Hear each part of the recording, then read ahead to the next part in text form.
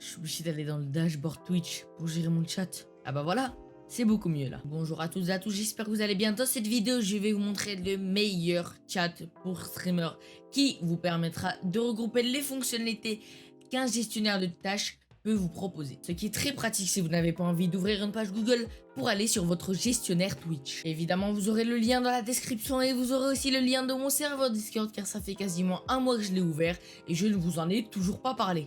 Juste avant, je voudrais féliciter Durs qui est à l'origine de ce projet, donc n'hésitez pas à le suivre et à rejoindre le Discord de TwitchChat pour peut-être proposer des éventuelles idées. Maintenant, je vais vous montrer comment accéder à TwitchChat. C'est très simple, vous cliquez sur le lien dans la description, vous copiez le lien dans la barre de recherche, vous vous rendez dans OBS, vous cliquez sur Docs en haut à gauche, Docs personnalisé, et après vous mettez le nom et à droite il y a URL, vous mettez l'URL et c'est bon. Et c'est ça l'avantage, c'est que c'est un site et non un logiciel car on les connaît, les logiciels qui prennent du temps à installer ou devoir lancer un logiciel à chaque stream. Je suis d'accord avec vous, c'est chiant. Et au moins ça permet d'éviter les problèmes de compatibilité. On vous voit ceux qui streament sur Mac et Linux. Au moins, je vous propose un truc qui marche pour vous. Tout d'abord, voilà comment se présente TwitchChat. C'est très simple, très épuré. Et c'est surtout vide. Attendez, laissez-moi ranger tout ça. Ah voilà, c'est beaucoup mieux. Alors en premier, vous avez les fonctions principales qui permettent de tout regrouper au même endroit. Vous avez la possibilité de faire des sondages, faire des prédictions, faire un tombola, faire un bingo, lire le chat et même lancer des pubs. Vous aurez aussi la possibilité de mettre le mode subs only, follower only, emote only et le slow mode. Et vous avez même la possibilité de raid quelqu'un directement dans le chat.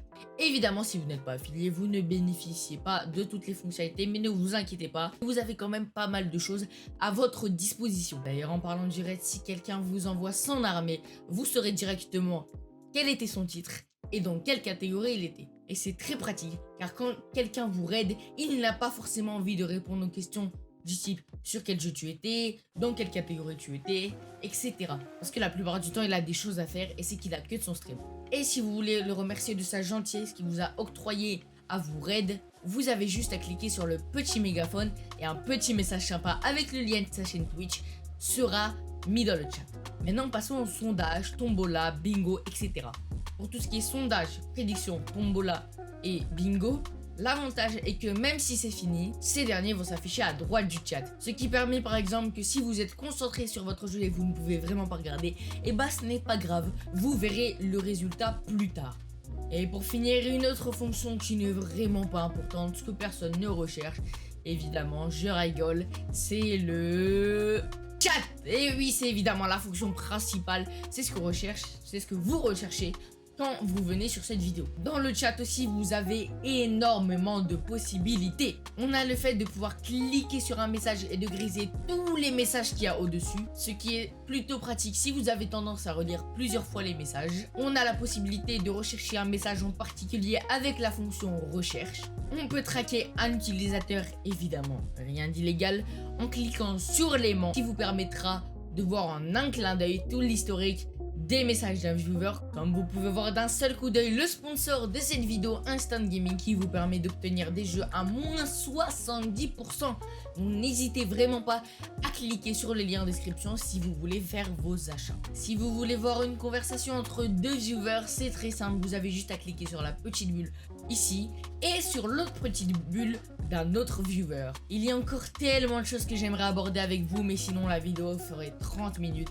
Et j'ai vraiment pas envie que ça soit aussi long. J'ai failli oublier quelque chose qui va faire plaisir aux streamers qui l'ont. Il existe déjà un plugin pour Stream Deck. Et le pire, c'est qu'il est meilleur que celui de Twitch qui est là depuis la fondation et la création du Stream Deck. Je pense qu'il y a quelques petites choses qui pourraient être améliorées sur TwitchChat. Par exemple, la fonctionnalité de pouvoir changer son titre directement dans TwitchChat ou de pouvoir faire un clip directement à l'intérieur.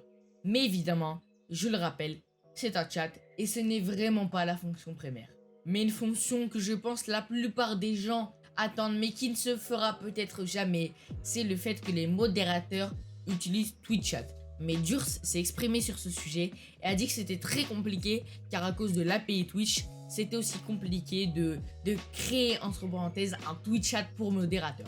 Je pense qu'on a fait le tour des fonctionnalités. Comme je le répète, il y a beaucoup de choses que j'aimerais encore aborder. beaucoup de types de personnalisation.